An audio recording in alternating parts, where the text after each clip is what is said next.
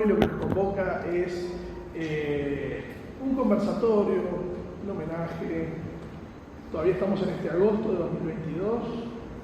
Estamos dentro de los 100 años de Homero Alsina Tevenet. La fecha exacta fue el pasado sábado 6 de agosto. El día anterior, el viernes 5, se habían cumplido justo los 100 años de Carlos Maggi, y en este mismo espacio se había hecho un homenaje con el programa En Perspectiva, y una vez más la generación del 45 vuelve, regresa en una cifra redonda y regresa en un grupo que se conecta, se pelea, discute, se enhebra, y que hoy,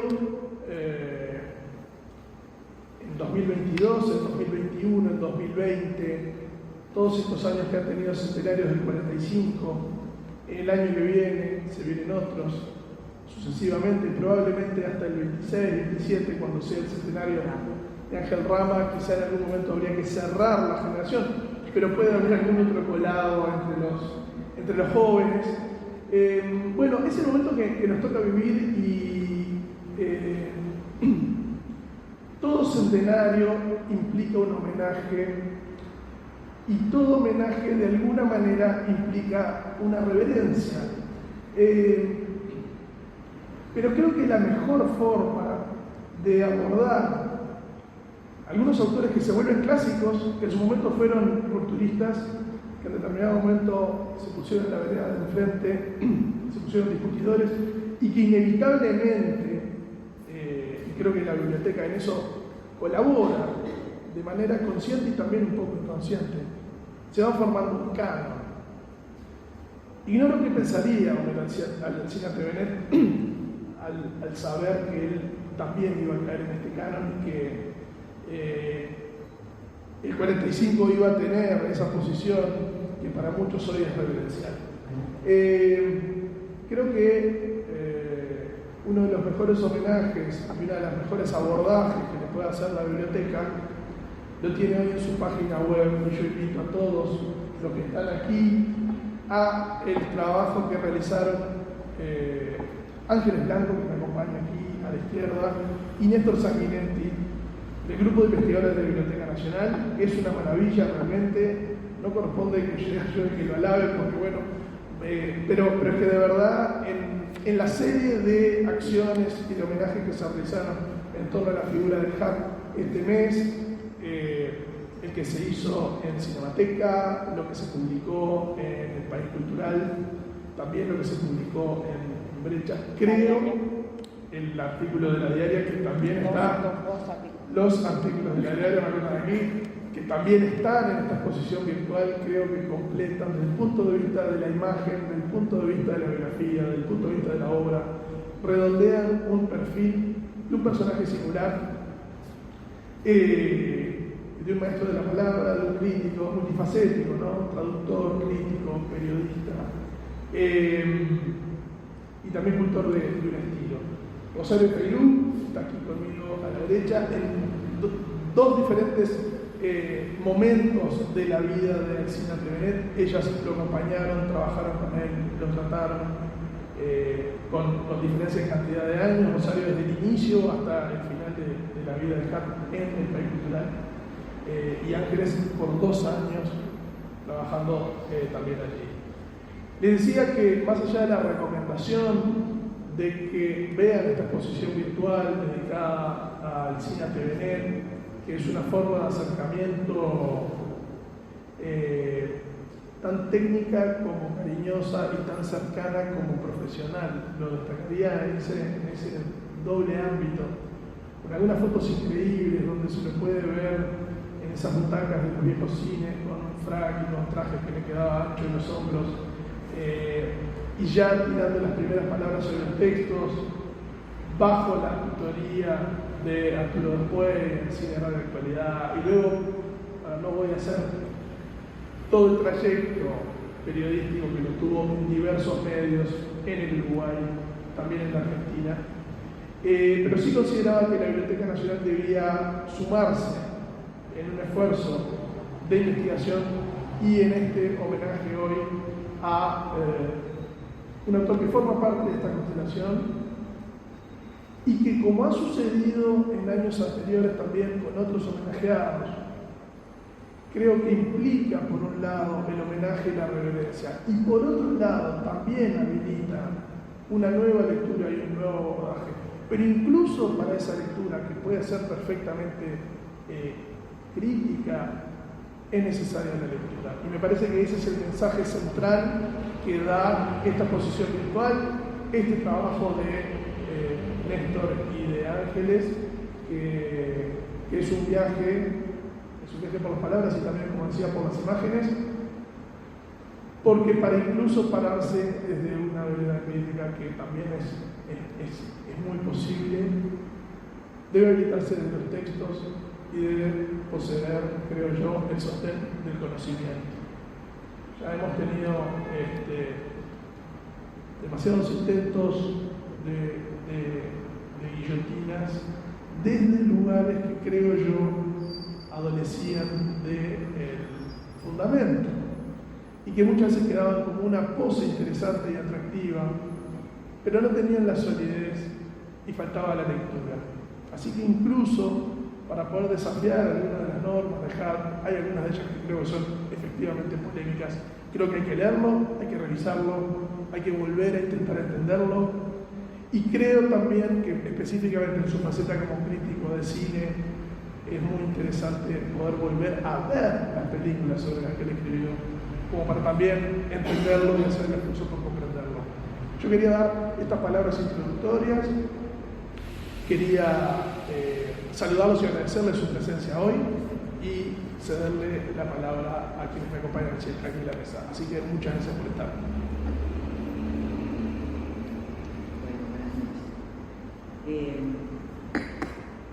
Primero que es excelente lo de la exposición virtual, está buenísima y es una más de las muchas homenajes que ha habido al cine en estos días, tanto acá como en la Argentina como en España.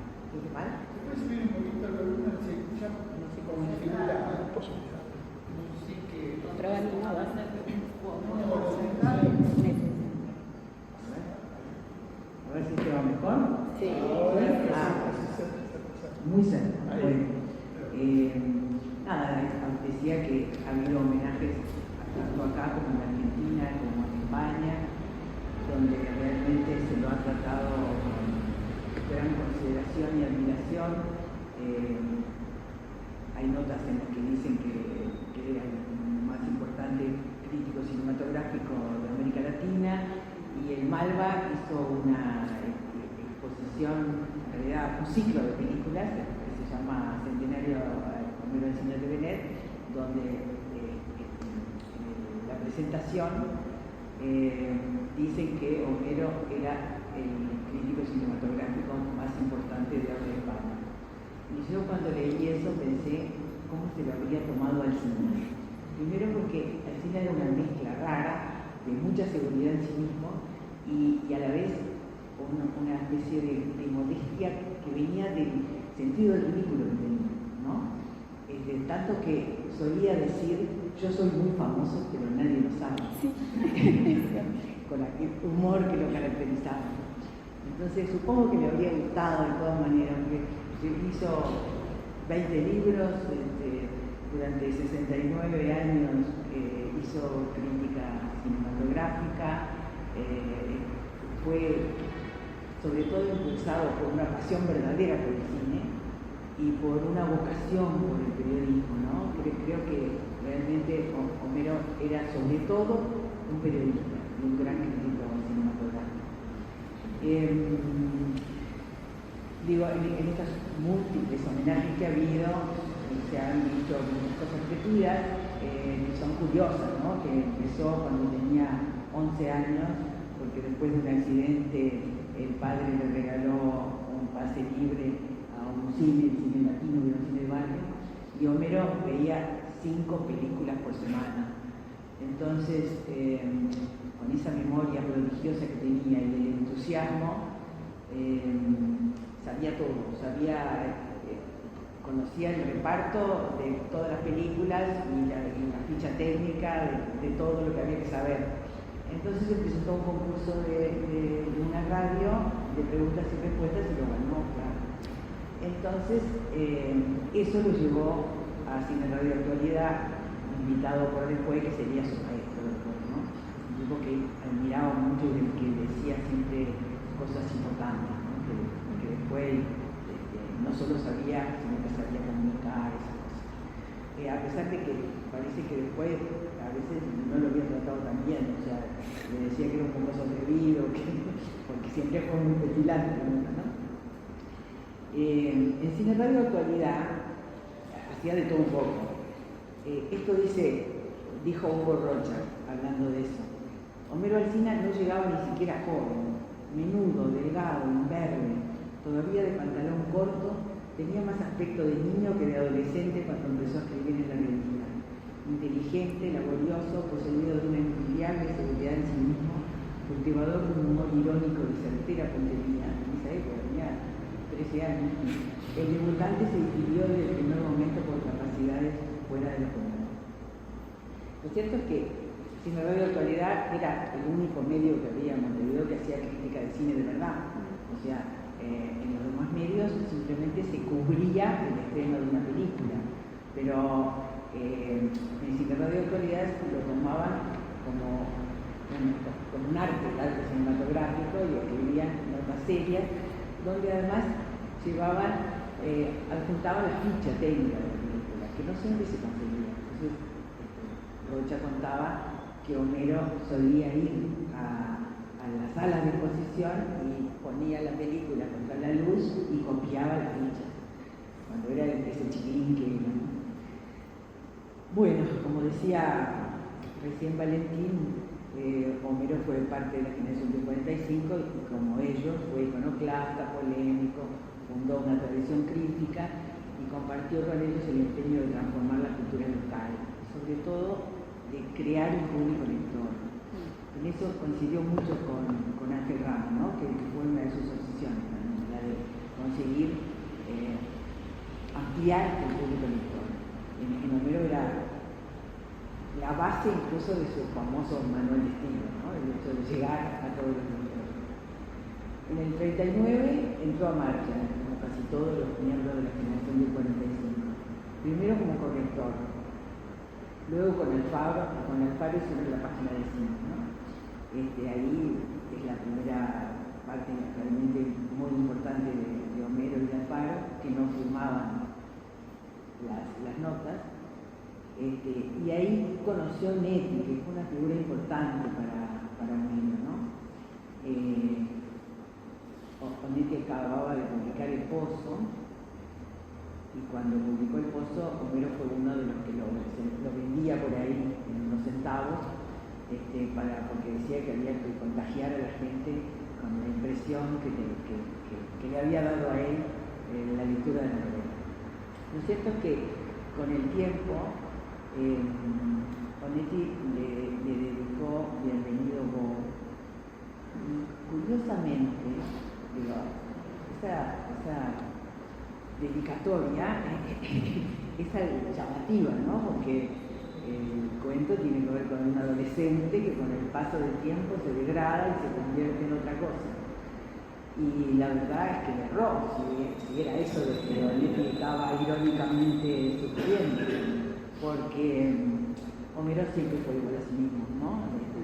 Siempre fue un idealista, de alguna manera siempre fue un adolescente, que era la impresión que uno tenía cuando lo trataba. Sin embargo, es curioso, él parece que se daba cuenta de todo, porque era muy rápido, siempre justificó a Onetti. Cuando le preguntaban por eso, él decía, no tiene nada que ver conmigo, eso es un gesto de generosidad. Eso fue lo que hizo Onetti con dedicarle Bienvenido Bob. Todo el mundo pensaba lo contrario, pero él lo veía así. Y siempre cuando estaba en Barcelona hablaba con él por teléfono, lo tenía muy presente. Y al otro que conoció ahí fue Almedo Rodríguez Monegal, que también fue alguien importante en la trayectoria de Homero, ¿no? Él decía que Emir le había mejorado la cultura literaria, que le había acercado a Dostoyevsky, a Thomas Mann, que eran autores que él había adorado después. En realidad, la cultura literaria de Homero estaba sobre todo vinculada con el cine. O sea, cuando había una película que tenía algo que ver con literatura, él se leía todo lo que podía antes de hacer la crítica sobre el autor que estaba en la base de la película, ¿no? Bueno, después está toda la historia de su salida de marcha, que es una historia brava, porque en realidad fue con el Festival de Cine del 52, que mientras Homero y Alfaro estaban entusiasmadísimos y escribían en el semanario varias páginas sobre eso, Quijano, en la página editorial, decía que era una historia insólita, que el Estado estuviera poniendo dinero, porque la verdad, el Estado ponía dinero en el festival, y para aquella frivolidad que le parecía un disparate. Eso creó una cantidad de complicaciones que terminaron con el despido del cine, ¿no? Que también tenía que ver con que uno de los argumentos fue que había traído a un crítico joven sin consultarlo con Quijano, y eso también complicó. Sin embargo, también hablaba bien de Quijano. Yo nunca lo oí quejarse de eso, porque incluso escribió alguna vez, en realidad no le faltaba razón, hablando de que el festival había sido un gasto desmesurado del Estado.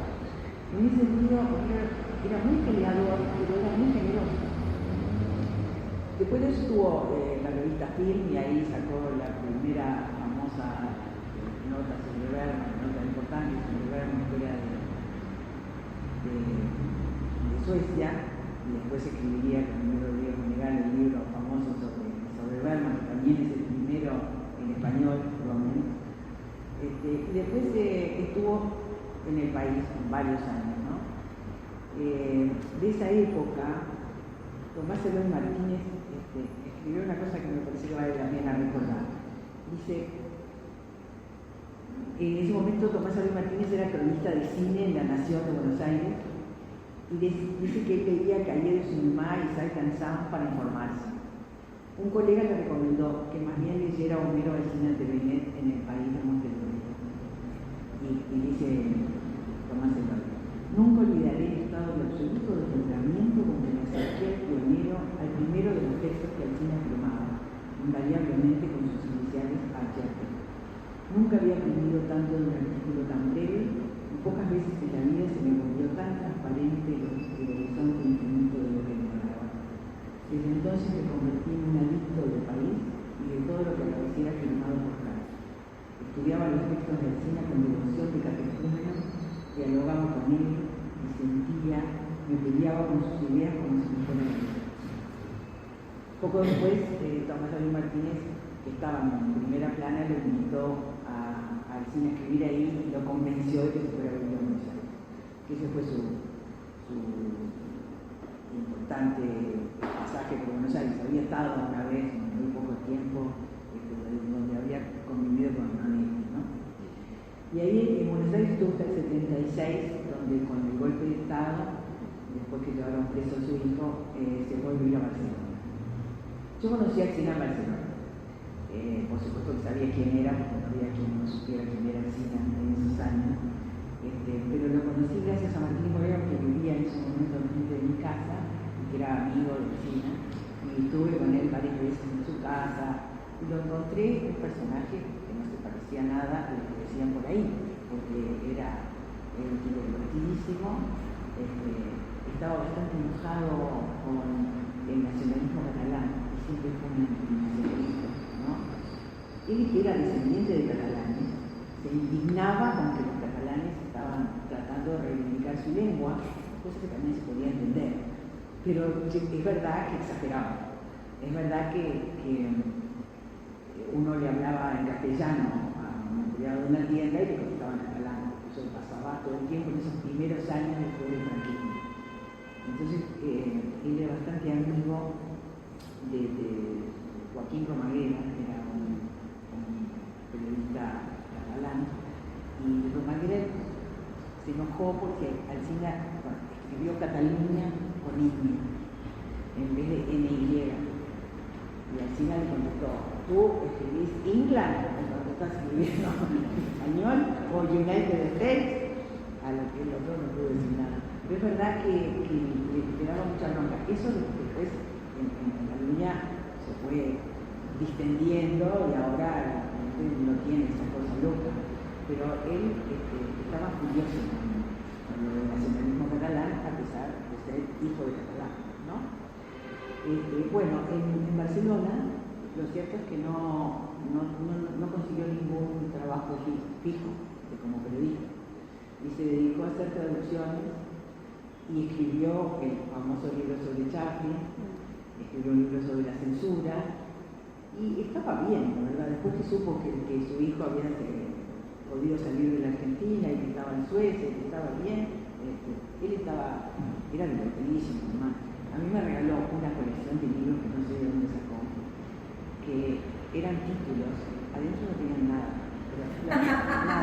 pero los títulos decían Los amores de Pío XII, o Los amores de Pío XII, o Maravillas de la cocina inglesa, o Historias americanas en Vietnam. Esos eran los títulos. Y por eso no tenían nada. Que adentro no tenían nada. Hacía todo el tiempo cosas de esa índole, ¿no? Bueno, después volvió a Buenos Aires en el 84, donde escribió en La Razón, en Página 12, volvió a los temas que más le gustaban, ¿no? Las listas negras, la censura, las cosas que para él importaban de verdad, porque Homero tenía la opinión de que en el cine había pocas personas que habían hecho una obra realmente personal y que la teoría del autor de los franceses era una exageración, porque el cine en realidad es el resultado de un trabajo de equipo, donde ahí hay guionista, productor, empresa, de todo un poco, y que hablar siempre en términos de la teoría del autor le parecía muy barato. Eso lo dijo 500 veces, pero no se cansó nunca de decirlo. Bueno, finalmente volvió a Montevideo en el 89, había invitado a Gandolfo para armar un suplemento cultural y salió del País Cultural invitado por el país por mediación de Jorge Abundante. Enseguida armó un equipo, que al principio era con Beatriz Podestá, con Elvio y yo, y después entraron Álvaro Abuela y después entró Elvio. Y armó una cosa de un grupo grande de colaboradores argentinos y uruguayos. Él tenía muchos amigos en Argentina y había gente que respetaba mucho y los invitó a escribir en el cultural, como Jorge Rivera, Jorge Laforgue, Eve Ward, Leila Guerriero, había unos cuantos. Vos mismo, pero vos estabas acá, Carlos, ¿no?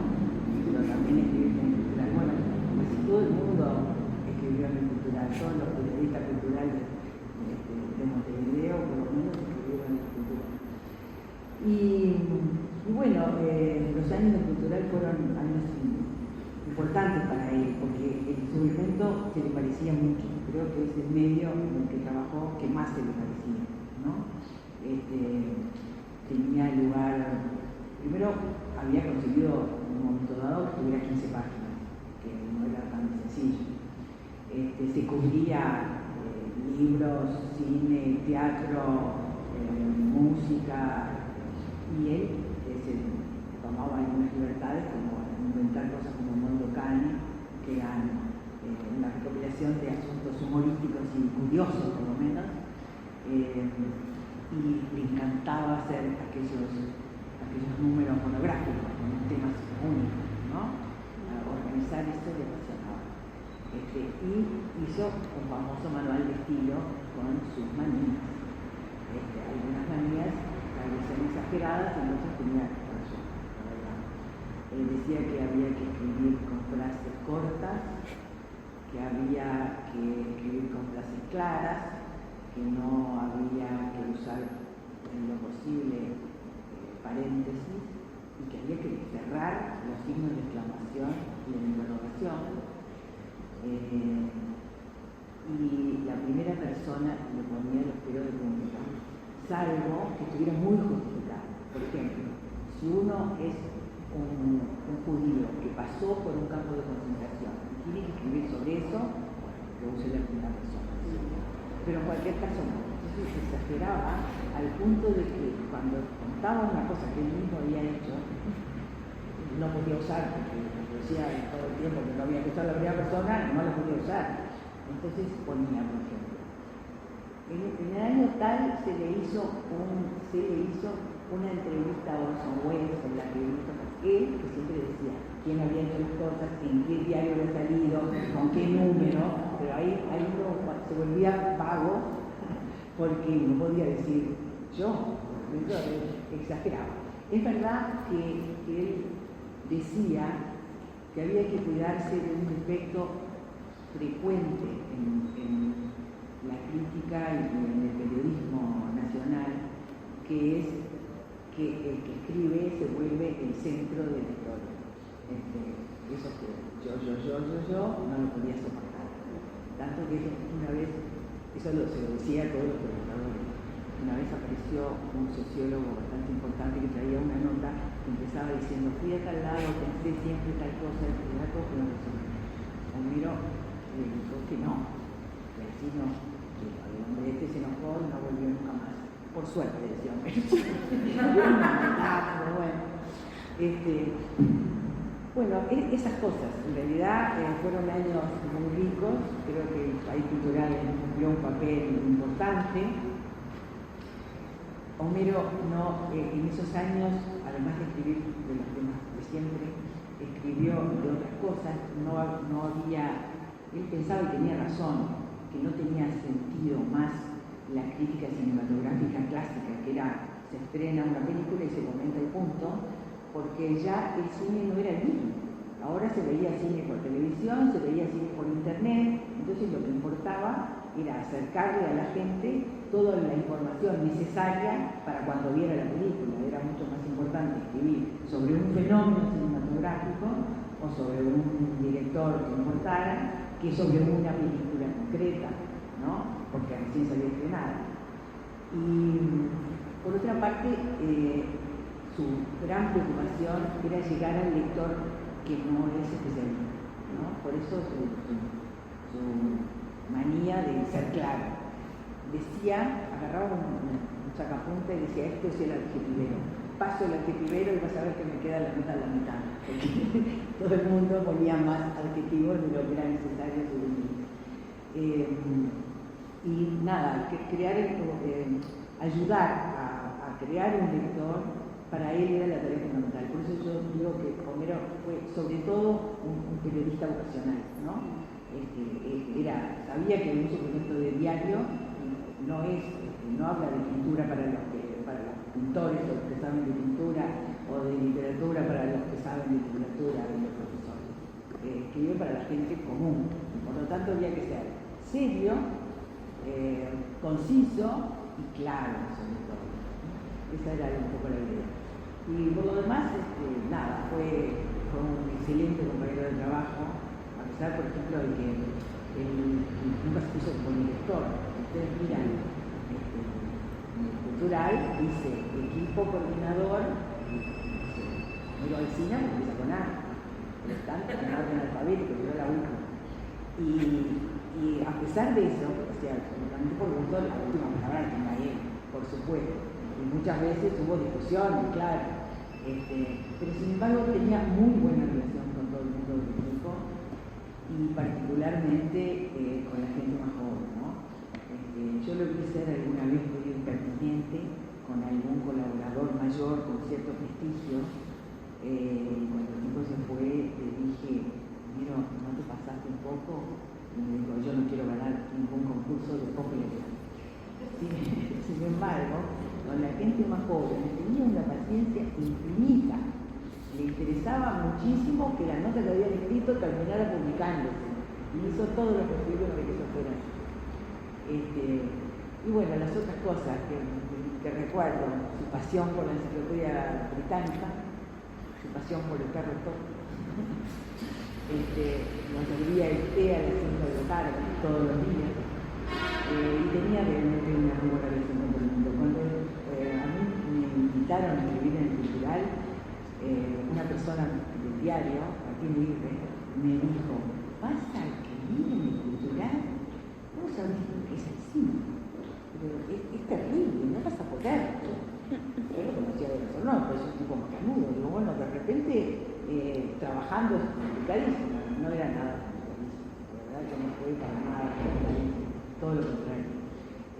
Fue un placer trabajar con él.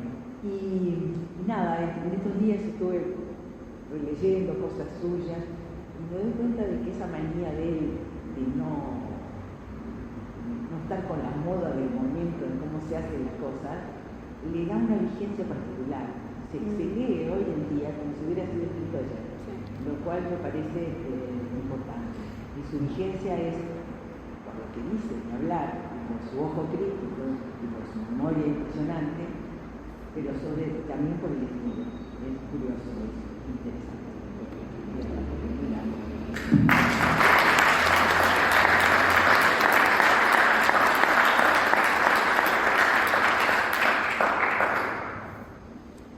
Bueno, buenas tardes, buenas noches para todos. Tenía escrito buenas tardes, pero ya es buenas noches.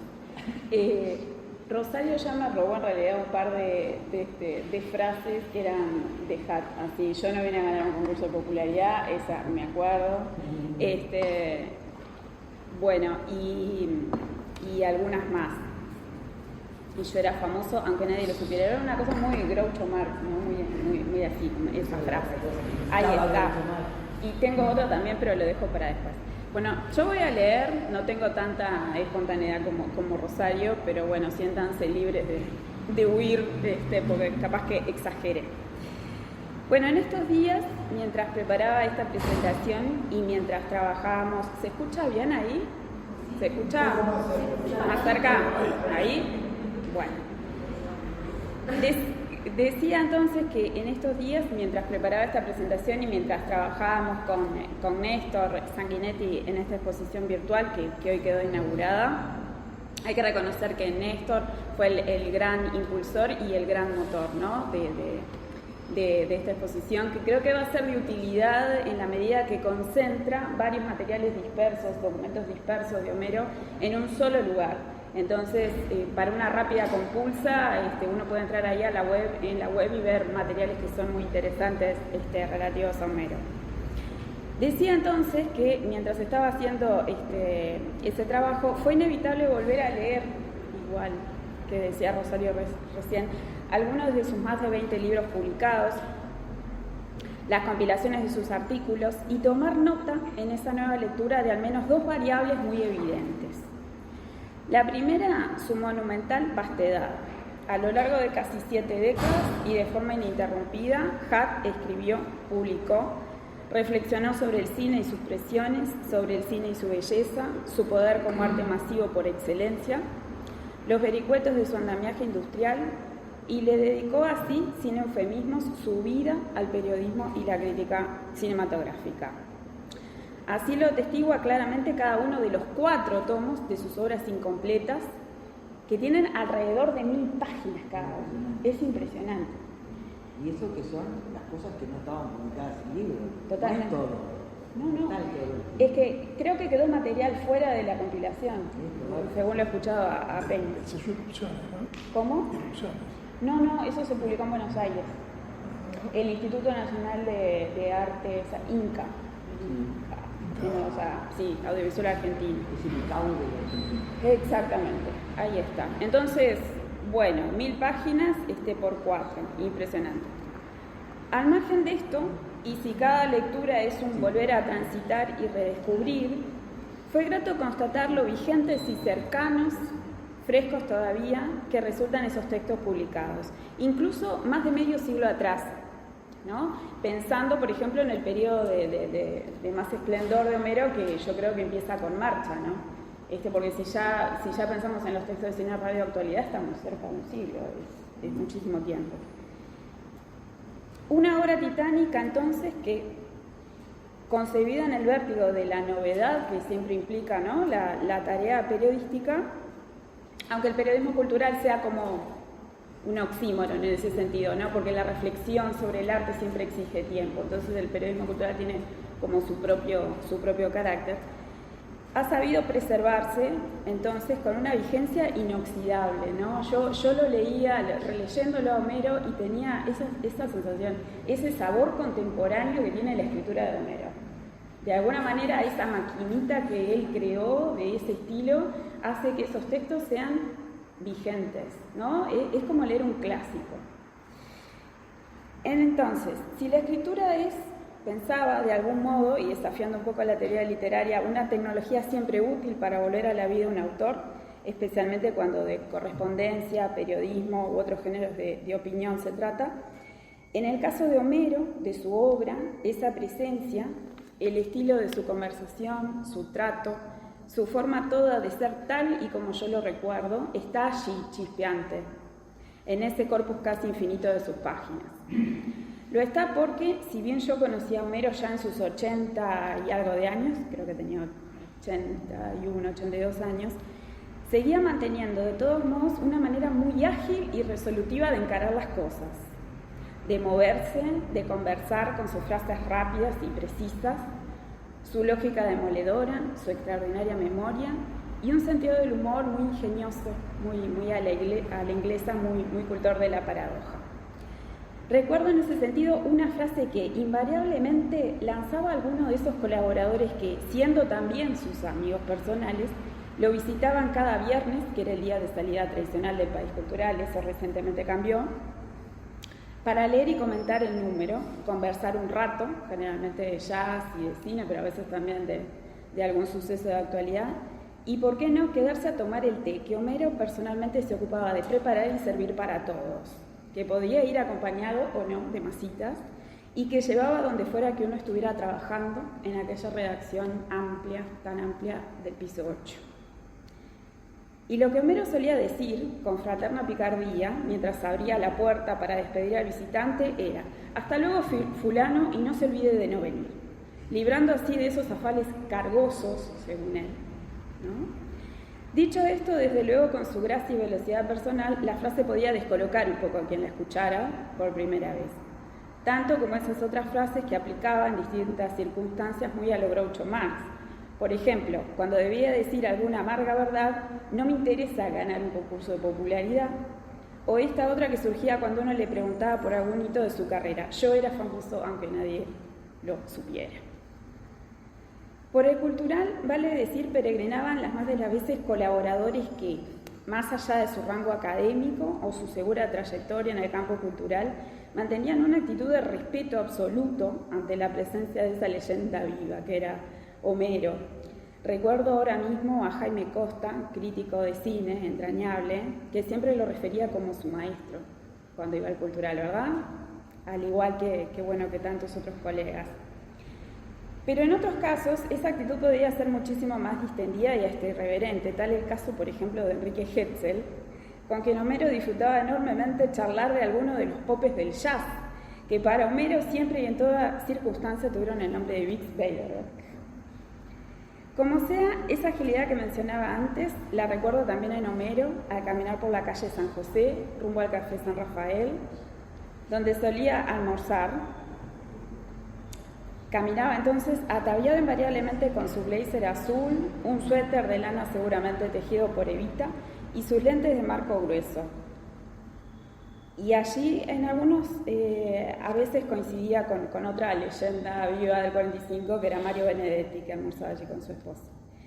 La vitalidad de Hatt también era extensiva a la hora de conducir, porque Homero, a sus 80 y tantos años, todavía conducía su fiel Volkswagen, modelo escarabajo de color celeste, en el que alguna vez tuvo la gentileza de acercarme de camino a su casa en Pocitos a la mía, que por entonces estaba en el Cordón.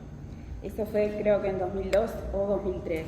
Yo no podía creer que a su edad avanzada todavía pudiera conducir, pero tampoco quería ser descortés, así que acepté el viaje. Y conducía muy bien, debo decir, no tengo quejas. Y además el trayecto no era muy largo, por suerte, ¿no? Como sea, es inevitable que hoy, cuando vea en la calle algún escarabajo celeste que aún sobrevive, me pregunte si ese podría ser el auto de Homero. Pero hablaba hace un momento de dos variables. Y si una fue la vastedad de su obra, la otra claramente fue su variedad. Nacido en 1922, Homero empezó a trabajar siendo todavía un adolescente, un niño, ¿no? Como decía recién Rosario, citando a Rocha, y de la mano de su maestro, Arturo Despuey, en Cine Radio Actualidad, publicación pionera en la práctica de una crítica cinematográfica seria, que empezaba a ver el cine como algo más que un desfile de celebridades y vestidos de noche.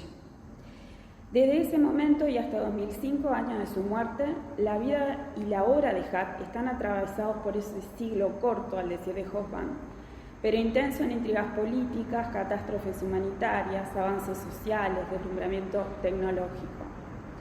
Y todo eso que el cine supo intuir y versionar en su pantalla planetaria, también está presente en la crítica de Homero, de tal modo que recorrer su obra es también explorar las tribulaciones, malestares y maravillas de todo un siglo.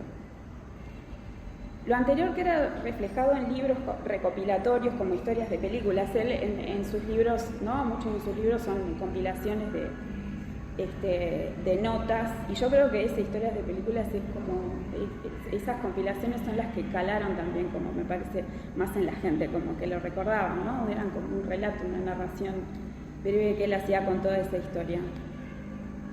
Lo anterior queda reflejado en libros como historias de películas, decía, un compendio de notas sobre títulos paradigmáticos de la historia del cine, que resulta a la postre una inmersión ágil, sustantiva y entretenidísima de algunos tramos fundamentales del siglo XX.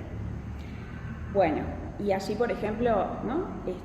Hay películas, habla de películas como El nacimiento de una nación, que siempre, ¿no? Aparecía por ahí, de Griffith, ¿no? Y entonces eso daba pie para hablar del Ku Klux Klan. Lawrence de Arabia y todo el conflicto, ¿no? Del mundo árabe contra el dominio otomano y el particular lugar que tuvo Inglaterra en todo ese conflicto. El gran dictador, por ejemplo, también, ¿no? Con todo el tema, con esa respuesta que Chaplin dio a los totalitarismos. Y todo eso está ahí, concentrado en ese libro, ¿no? Uno de los textos, por ejemplo, sobre A la hora señalada, ahí está, sobre la hora señalada. El comienzo de este texto es elocuente con la prédica de ese, ya en cuestiones, yendo a cuestiones de estilo, ¿no? Es elocuente con la prédica de Homero de ese tiro al arco que Hack proponía para comenzar una nota periodística. Dice así, cita: en abril de 1951, el escritor Carl Foreman estaba preparando el guión de una película que se llamaría High Noon, cuando recibió una citación del Comité Parlamentario sobre Actividades Antiamericanas. A partir de allí, nada más puede hacer el lector que dejarse llevar en un viaje apasionante que de algún modo pone en paralelo la peripecia de Foreman con la del sheriff de A la hora señalada, película basada en ese guión que escribía Foreman al momento de la citación. En toda esa variedad, Homero supo explorar con singular lucidez esa tensión entre arte e industria que en Hollywood alcanza el paroxismo para dudosa fortuna de los espíritus creadores. No significa esto que Homero prefiriera el cine de Hollywood sobre el europeo o de cualquier otra procedencia, de ningún modo.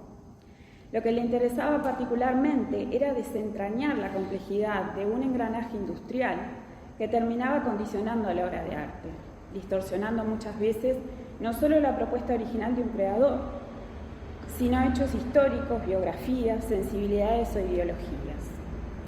Si una de las misiones del periodismo es, intrínsecamente, la de mostrar o sacar a la luz eso que a los poderosos incomoda, Homero fue un periodista en toda regla, y así lo atestigua el interés en tiempo real que tuvo sobre las listas negras, elaboradas por el macartismo, o de la censura que sin ir más lejos estuvo presente en el cine argentino en buena parte de su devenir. un tema que fue explorado minuciosamente en Censura y otras presiones sobre el cine del año 72.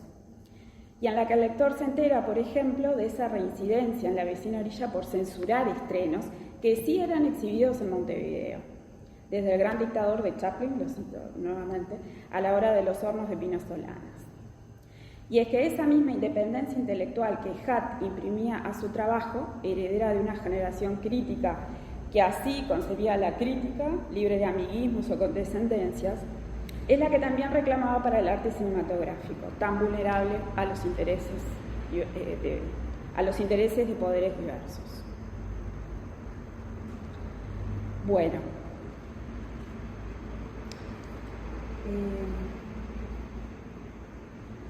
bien.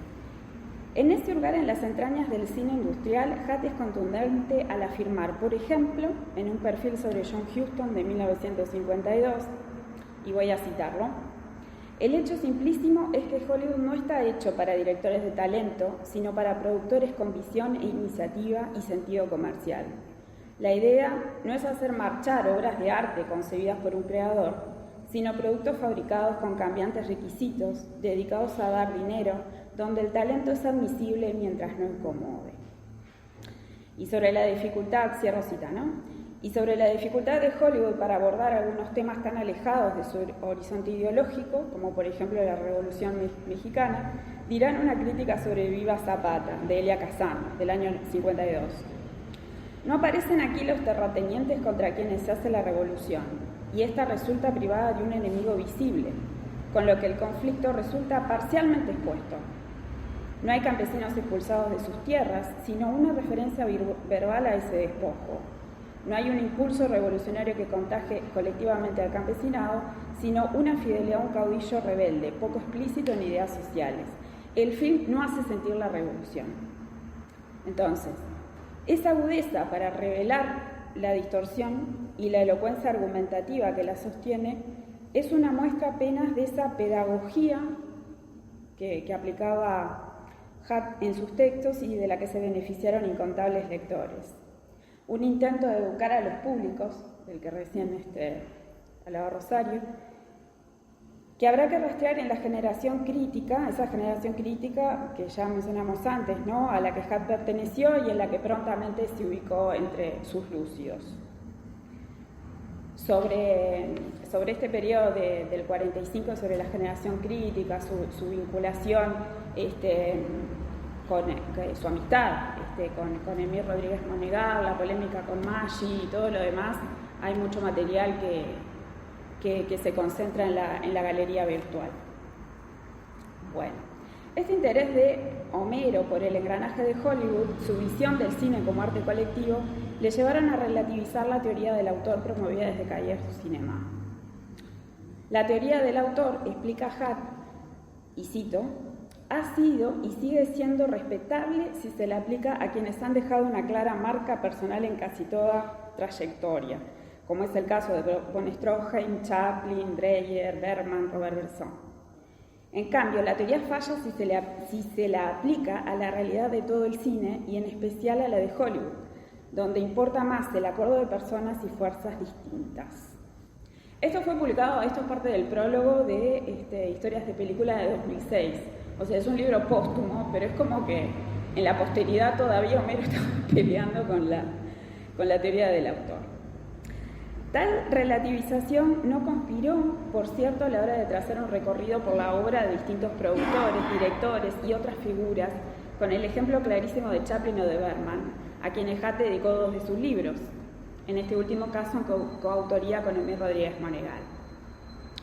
Al respecto, y sobre la pronta consideración de la obra de Bergman en Uruguay, gracias al fallo de un jurado integrado por Homero en el segundo Festival de Punta del Este de 1952, vale la anécdota de Jorge Ruffinelli a propósito de su encuentro con una de las actrices icónicas de Bergman.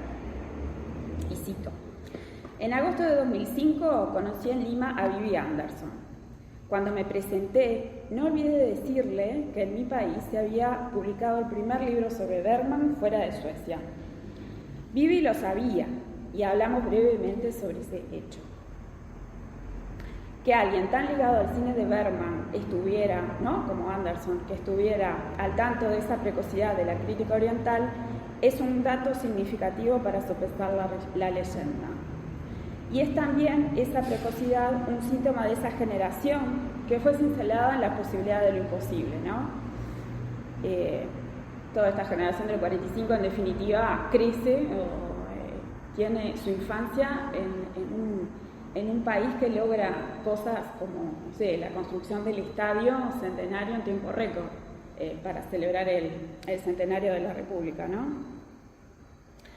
Entonces, el hipercriticismo derivado de ese talante y que al deseo de Ángel Rama asignó a esa generación, especialmente en lo concerniente a la crítica cinematográfica, queda patente en la actitud de un país que, sin tener industria cinematográfica, sí podía enorgullecerse de tener la mejor crítica posible, la suficiente al menos para avisarle al resto del mundo que en Suecia había nacido ¿quién? Según Homero y Emir, era el talento más fecundo que haya surgido en todo el siglo, Bergman. Ahí estaban como muy... Homero en definitiva estaba, ¿no?, el talento más fecundo que haya surgido en todo el siglo, dicen sobre Bergman. Bueno, si hablamos de estilo, la economía verbal, el culto al dato exacto y el combate a cualquier atisbo de pedantería bajo ropajes de tecnicismos o excesos del yo, fueron marca de identidad en la prosa de Homero. Así lo plasmó en un recordado manual para colaboradores del País Cultural, del que hablaba recién Rosario, ¿no?, donde sugería, entre otras cosas, eliminar los signos de admiración porque nunca refuerzan una frase débil, tanto como los signos de interrogación porque el lector quiere respuestas, no preguntas. Esos, entre tantas otras indicaciones. El objetivo era preciso, había que llegar al lector, a todos los lectores. No se trataba en todo caso de imponer un modelo, porque en realidad Homero no lo imponía, ¿no?, sino de sugerir y practicar una prosa que de algún modo quería ser democratizadora, ¿no?, al alcance de ese hipotético público general al que se destina siempre un medio masivo, ¿no?, un diario. Pero en ese afán de podar vicios de la prosa, digamos, ¿no?, esos los comodines de la prosa aparecían en las indicaciones, la escritura de Homero logró una impronta muy personal, quizás inimitable, austera, pero de una elegancia imperecedera, tal como fácilmente puede constatarse al volver hoy sobre sus textos. Bueno, nada, decía que planean todo eso seguramente la afinidad de una narrativa estadounidense, ¿no?, que caló en la generación del 45, donde el estilo periodístico tenía una gran cuota de responsabilidad en esos comienzos con un tiro al arco que proponía Hatt y en esos finales con efecto, que a su vez eran tan útiles para enganchar al lector, que siempre es un recurso imprescindible para asegurar la... Ay, me estoy quedando sin aire, perdón. Que siempre es un recurso imprescindible, quería decir, para asegurar la supervivencia de una publicación masiva. Hay algunos libros que encontramos en la biblioteca personal de Homero, que son recopilaciones del New Yorker, por ejemplo, ¿no?, que era una publicación que él, de referencia, obviamente, pero dan ahí también como una idea de bueno, de eso, ¿no?, que podrían ser indicios de esa posibilidad de la que hablábamos. Bueno, redondeando ya esta presentación, y quizás por esa alergia a la autorreferencia que tanto inoculó Homero, me permito un principio, un volver en el tiempo que explica de algún modo mi presencia en esta mesa. Conversando en estos días con Soledad Platero, mi editora en La Diaria, también colaboradora del País, ella durante muchísimos años, compartiendo anécdotas de Homero en la vieja redacción del Cultural, recordé entonces cómo llegué allí, al Cultural. Bueno, allí llegué yo un buen día para entrevistarlo por su maestro, Arturo Despuey. Recuerdo que la entrevista transcurrió en el ya citado Café San Rafael y que Homero en algún momento se emocionó un poco, algo en su voz, cuando recordó la partida de su amigo Europa en plena Segunda Guerra. Allí fuimos con Hugo Arrocha y otros amigos Y entonces después se fue en un barco que no tenía ni nombre. Palabras más, palabras menos, así recuerdo la frase que debería chequear en los cassettes donde la grabé y que algún día, grabadora mediante, volveré a escuchar. Es que era el siglo XXI, pero no parecía el siglo XXI.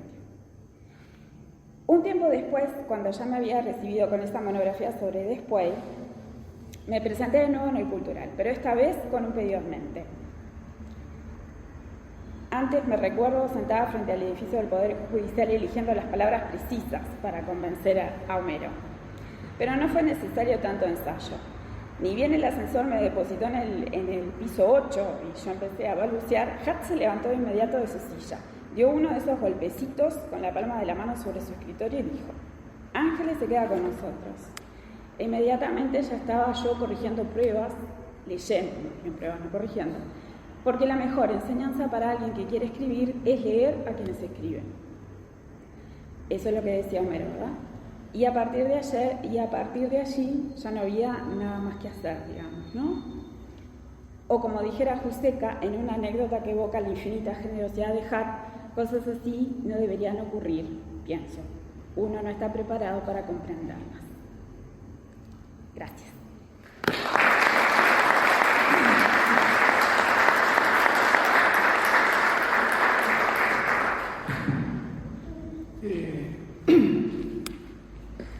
Fueron dos presentaciones, fueron dos exposiciones cargadas, extensas.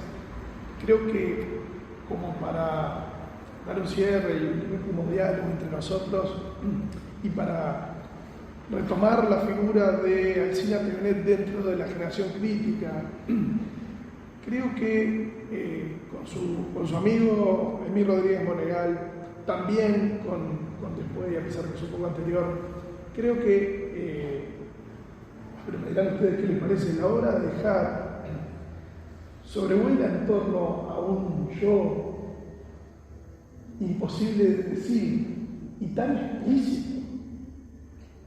Un yo que no podía llegar a la página, pero que está atravesado absolutamente en esas 4.000 páginas de las horas completas, porque todo el tiempo era él.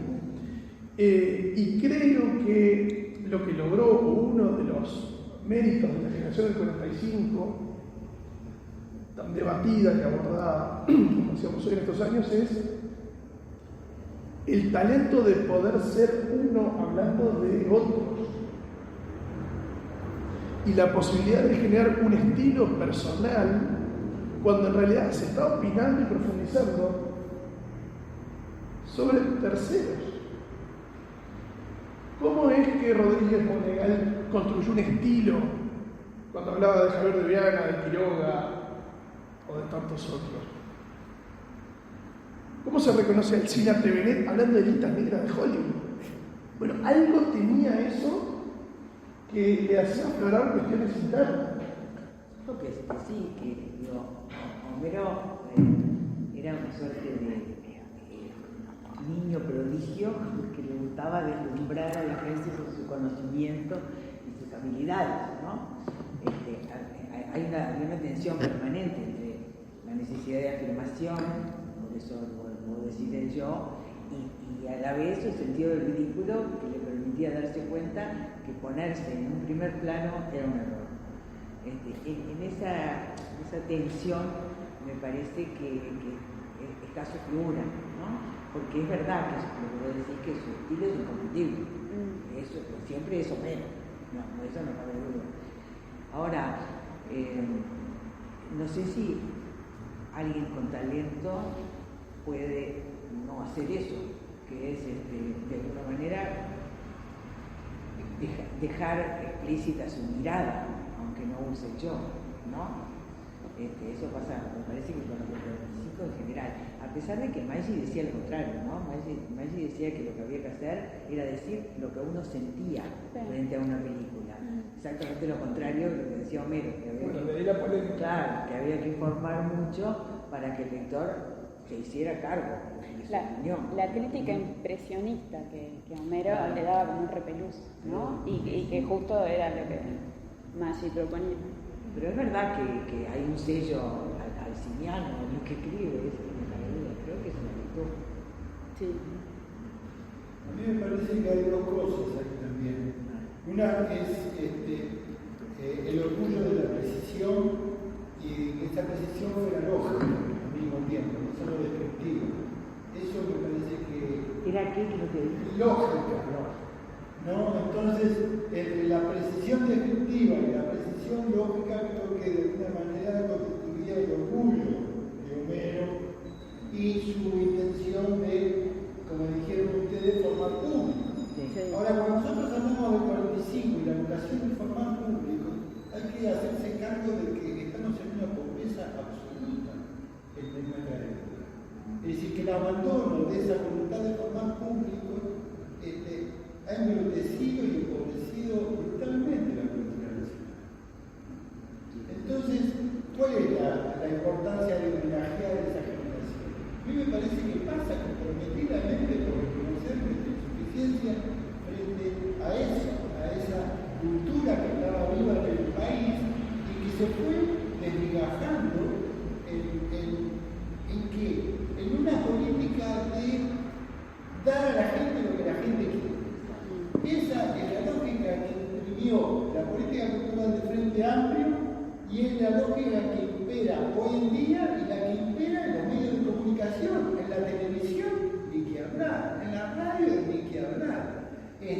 Claro, uno dice, no, abandonamos ese autoritarismo de la crítica. Bien, porque las virtudes van con los defectos, ¿no? Pero con eso perdimos también mucho, no sé. Dejó de hacer crítica en este país con esa vocación de formar al público, no de darle lo que el público quiere, de formarlo, de educarlo, de decirle, mirá, es importante ver esto, ¿no? Y esto es irreverente.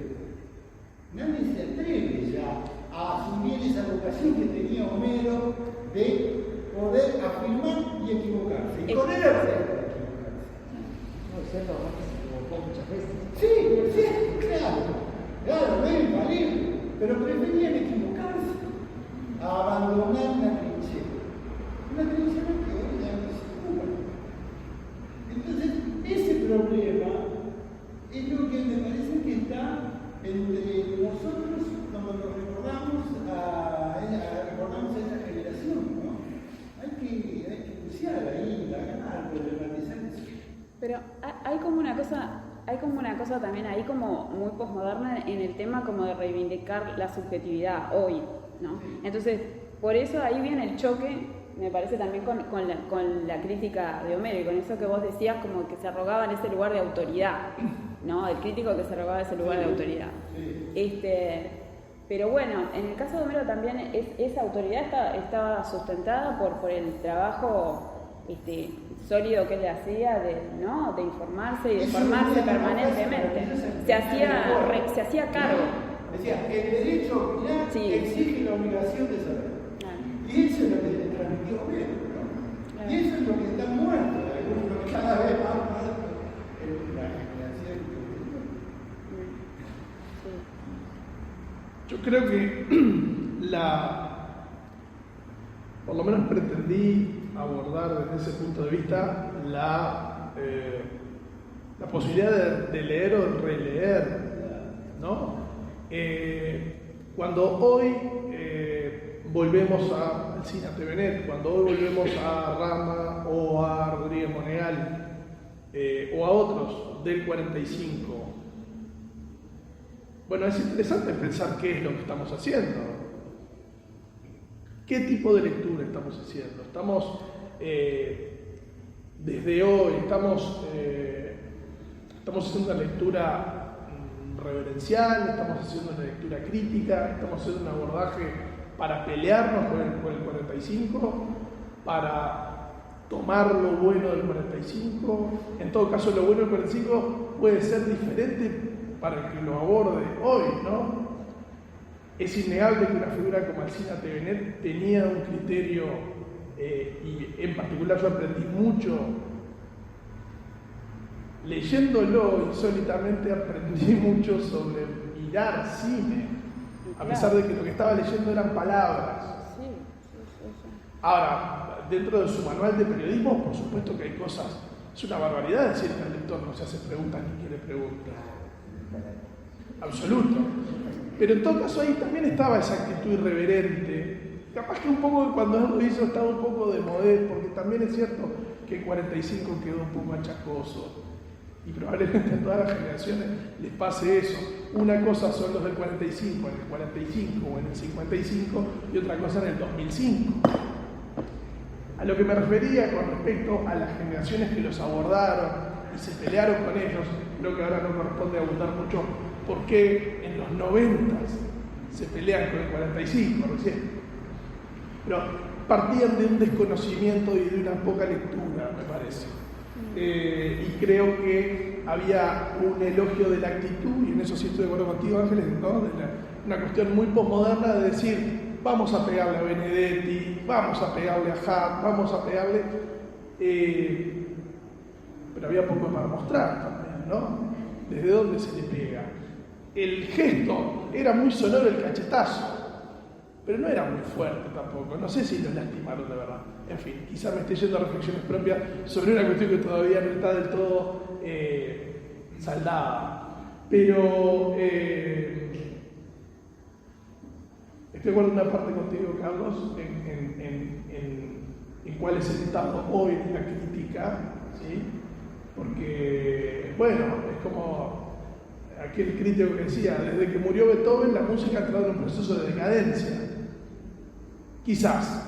De todas maneras, me parece que por suerte el panorama que parece apocalíptico sigue sosteniéndose en algunas firmas que están allí, capaz que no están en los diarios, capaz que no están en otros lugares. En todo caso, me parece que el diálogo intergeneracional lo reivindico y creo que es una actitud sana, incluso si la intención es la destrucción.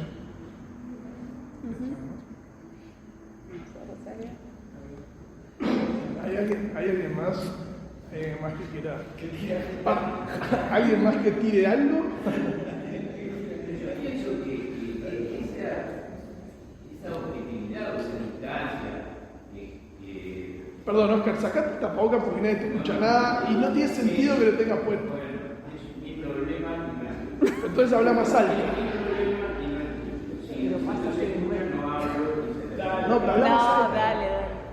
Digo que esa distancia o esa objetividad o ese estilo que está conmigo me parece que es general, si se quiere, a la generación de 45 Claro. y tal vez más lejos. Si lo pienso de a uno, incluso en más. Si pensás en los artículos de Marx y en los ensayos de Marx, no habla de él, cuando habla del tango, del sentido del pan. Quiero decir que allí había generacionalmente y transgeneracionalmente, porque me parece que no incluye solo a ellos, en Benedetti, diría Vilariño, en Carlos Martínez Moreno. La eliminación del yo estaba en todos, no solo en Alsina podía tener algunos fundamentos y en otros de repente se buscaban otros. Pero me parece que eso no es una extrañeza ni una excepcionalidad de Trasocini.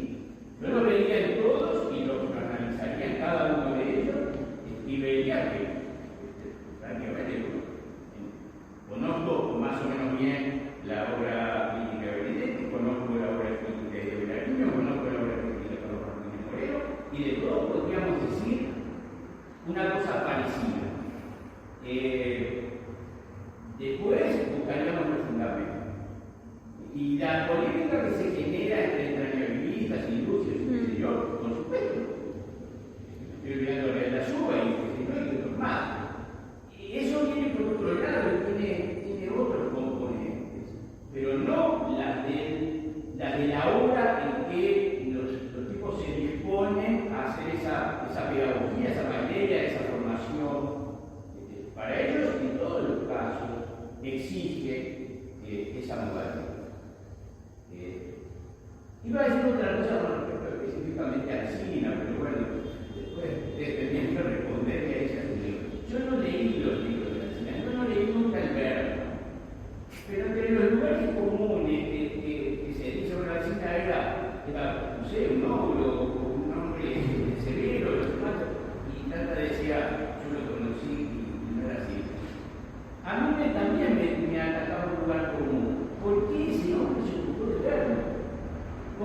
se lo bueno, hay que ver más de los yo no entendía, bueno, yo no fui, pero bueno, iba a haber personas no entendía nada, cuando veía vergüenza no entendía un poco. Y decía, pero ese crítico que tiene aparentemente los gustos que tiene, ¿qué es lo que lo atrajo de Garba? Porque yo no leí el libro de Garba. Y no sé cómo lo explica, ni por qué lo explica, ni por qué se preocupa de explicar algo. Esa es una de las paradojas que a veces me planteo, en el caso de Alsina, sobre el supuesto de que a veces las cosas difíciles requieren un estilo difícil. Y bueno, estoy seguro que no, y lo de manera tampoco, porque también conozco un poco la explicar de otra manera, acometieron el tema de una manera abstrusa, como a veces lo era la película Serrano, digo yo, capaz que no eran abstrusas, solo mi sapiencia la ponía. Digo, esa es una de las cosas interesantes en el libro de la obra. Ahí. Lo primero, hay un matiz que su amigo Alfaro, con el que no polemizó, hacía una crónica muy subjetiva y muy encantadora, muy olímpicamente. Y Garzúa lo elogia muchísimo en el ensayo, la antología del ensayo, esa cosa. Pero exageraba eso. Otro estilo, ¿no? De crítica en lo propio de él, que era lo cinematográfico. Los otros que mencionaste era todo lúcido. No, pero yo creo que las notas que escribían en marcha, Mayo, Flores Moro, qué sé yo, y después los propios ensayos, o la opción de Mayo por el teatro, digo, no hay cosa más, excepto que uno piense que escribió la biblioteca porque trabajó en la biblioteca, que parece una simpleza, pero si no, tenían una concepción de la obra artística que funcionaba de una forma independiente del pegoneo que el autor pueda tener con la obra. Me parece que ahí había no solo una concepción de la crítica, sino también, digo, era muy eliotiano, porque claro que la crítica venía de Eliot, venía de no sé quién. Bueno, ahora no, pero sabemos que lo más legal, entonces la lección también era esa. ¿Qué tipo de crítica vamos a hacer? Después sí hacer, el estilo se puede hacer más complejo. Rama no hablaba yo. Creo yo, ustedes equivocando. Digo, su crítica no era yo pienso, quién no. Además, sus temas no se lo permitían. Iba a decir yo pienso de la transculturación. Libro, yo pienso de la poesía Ortega. En una de esas, en algún momento. Bueno, pero eso, Oscar, tampoco fuera de la generación del 45 fue muy frecuente. En los posmodernos sí apareció eso, pero los previos a la generación del 45 no hicieron política yo.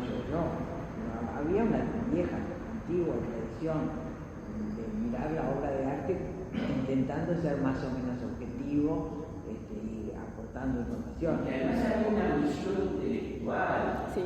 Esa misión del intelectual, eso es lo que dice Pablo, lo que se perdió es la legitimación que la sociedad le daba a unos tipos para decir lo que decían. Eso sí, sin duda.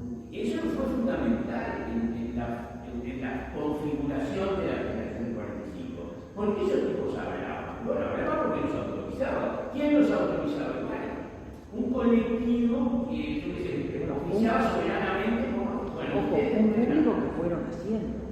Un público que se fueron haciendo, porque también es verdad que a Idea Vilarini le leía a montones de gente que nunca había leído poesía en su vida. Eso es cierto. Bueno, por el cancionero, a lo mejor. Claro. No, pero además. Los medios pesan también, ¿no? Claro. Los medios entonces, la circulación de los medios permitía esa figura, y aunque hoy es imposible, por ejemplo, ¿no? Sería muy difícil generar una autoridad legítima, no una autoridad artificial, en medio de esta polifonía de medios, plataformas, accesos a la cultura. Bueno, cambió completamente. Claro, pero no estaba también como en el ambiente, o sea, no era como parte del proyecto. Ahí ya me veo mucho tiempo atrás, ¿no? Pero los medios también había gente que aprendía a leer con los viajes, o sea, ¿no? Había como también una cosa de que no cualquiera, me parece que tenía su firma, ¿no? O sea, en ese sentido tenían ahí como eso, como eran depositarios de esa autoridad, pero la gente leía mucho más. También, Mirá lo que, estaban mucho más presentes, ¿no? lo que eran las tiradas de la prensa. Bueno, claro. Era impresionante. 100.000 ejemplares, cosas así, solo. Sí. Bueno. Sí, había como un proyecto alfabetizador. No, y con respecto a eso que dejó de leer porque hay otros medios y se desacostumbró. Claro. No, pero con respecto a que eso, lo que decía Oscar de esa fascinación que tenían por Bergman, en ese libro que sacan en el 64, hay que ver la filmografía de Bergman hasta el 64, es imponente. Entonces ellos estaban deslumbrados con esa capacidad de trabajo que tenía Bergman, creo que en el 64 tenía 45 años, una cosa así, y ya había hecho muchísimo, el Séptimo Sello, por ejemplo, ya lo había hecho. Entonces, o sea, eso, la cantidad, la variedad, o sea, podía hablar de la Edad Media o podía meterse con otros asuntos, y todavía ni siquiera había hecho películas más emblemáticas como Persona, por ejemplo, pero digo, estaban muy deslumbrados con eso. Y después, en cuanto a referencias, a mí me parece que también el tema, él seguía mucho las revistas, ¿no? Y el mundo anglosajón tenía ahí como mucha influencia. Sequence era una revista que se leía mucho, bueno, Science Sound también, pero Sequence, sobre todo, que hay un artículo en la revista Film que habla sobre esa publicación. Entonces ellos también estaban mirando como mucho para afuera. Ahora, nosotros pensamos ahora que con la globalización tenemos como más información, pero ellos se preocupaban también me parece, por buscar sus fuentes y buscar esos puntos de referencia. Y después me parece que también hablando de influencias y hablando de estilos, su maestro fue Después, pero el estilo no tenía nada que ver de la crítica de Homero con la de Después, ¿no? O sea, lo de Después era una cosa mucho más barroca, mucho más florida, nada que ver en absoluto. Pero sí está claro que de él y de Cine Radio Actualidad, lo que de ahí él entiende es eso de que, bueno, si vas a hacer una nota sobre la vida de no sé quién, te tenés que leer toda la obra, ¿no? De esa persona, en fin, todo eso. O sea, como el tema de una ética de trabajo también, ¿no? Eso como que viene de ahí. Digo, hablando de referencias. ¿Cómo? Quijano se los exigía. Bueno, pero lo que pasa es que Quijano a mí me parece que ahí también. O sea, lo de la pedagogía creo que está, ¿no? Esa cuestión pedagógica que iba a llevar adelante Marcha, creo que está en una de las primeras editoriales de Quijano. Vos lo tenés que saber mejor que yo. Pero, ¿no? Eso ya está explícito. Hay un último, yo quisiera poner un punto más que también, que creo que es polémico, o por lo menos genera cierta ambigüedad en las dos o más caras que podía tener Uruguay del 45, que hizo tanto énfasis en la crítica y la elevó a un rango artístico. Y lo comentábamos recién por lo bajo con Rosario. En el año 53 creo que se vendieron algo así como 19 millones de entradas en los cines del Uruguay. Y teníamos probablemente, como se dijo, quizás la mejor crítica de habla hispana. Sí. En un país que no hizo ni una película. En ese momento ni una película. Sí. Y tenía una cantidad insólitamente ridícula de cantidad de cines, desde la periferia hasta el centro. Y el 18 de julio creo que había 2 o 3 cines por cuadra. Pero digo, Perdón, ¿y los cineclubes? Además, que empiezan en esa por época, supuesto, o sea, el cine universitario, sí, lo que luego fue Cinemateca, digo, pero en donde fuimos campeones de la crítica sin animarnos a apretar un segundo una cámara de cine. Alsina solía decir que él no creía, que era escéptico respecto a la posibilidad de que hubiera cine en Uruguay. Bueno, pero eso es lo que pasa, que Claro, pero eso porque él como analizaba tanto y le llamaba la atención y le gustaba tanto como la cosa industrial del cine, ¿no? Por eso del interés en Hollywood y todo eso, entonces, claro, él no veía esa industria acá, obviamente no había una industria. Claro. No, yo creo que lo que decía Oscar, a Bergman lo que más le interesaba a él era el lenguaje cinematográfico. Creo que fue por ese lado, más que por una afinidad de manera de ver el mundo. Y creo que también, perdón, pero creo que también era porque en esos años también, en los años 50 empieza a llegar acá como gran novedad el cine japonés y el cine sueco, que eran cinematografías relativamente exóticos en los años 50. Entonces ellos pusieron ahí como mucha atención, ¿no? Y que participan además, creo, si mal no recuerdo, Juventud Divino Tesoro, que es la película de Bergman que gana el festival, compitió con Rashomon, si mal no recuerdo. Estaban en la misma categoría y ahí también, bueno, ahí podríamos abrir, ¿no?, otro debate si estaba bien o mal que el Estado apoyara el Festival de Cine de Punta del Este, pero bueno, en todo caso,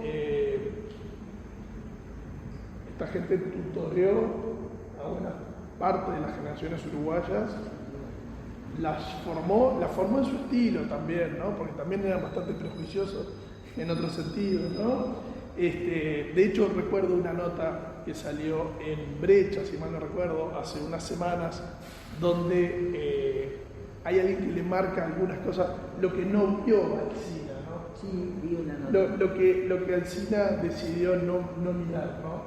Pero bueno, en todo caso, decidió mirar otras cosas, sí. Pero lo que pasa que lo que no vio, pero lo que pasa que Homero y la crítica periodística es la que está trabajando siempre en la línea de fuego, o sea, ¿no? Entonces vos tenés que, trabajando en la línea, o sea, sale una película, hay que comentarla, ese trabajo es, ¿no? Tenés que estar todo el tiempo. Y aparte, la crítica no es infalible, pero esa misma crítica que se equivoca es también la que después vuelve a poner en valor. O sea, es como el juego de la crítica, me parece, ¿no? Entonces, bueno, todo el mundo tiene derecho a equivocarse, ¿no? Sí, por supuesto. Muchísimas gracias. Bueno, gracias.